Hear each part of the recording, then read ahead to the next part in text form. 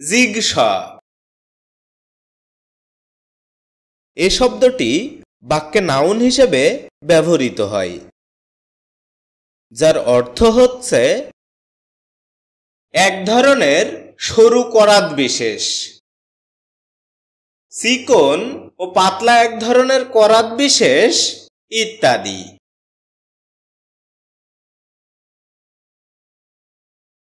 এটি মূলত এক ধরনের সরু করাতযুক্ত মেশিন, যেটি মূলত কাঠ, বোর্ড, কাপড় ইত্যাদি কাটার ক্ষেত্রে ব্যবহার করা হয়।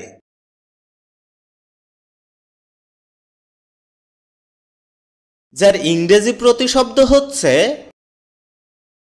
এ narrow saw, used for cutting curved lines or ornamental patterns.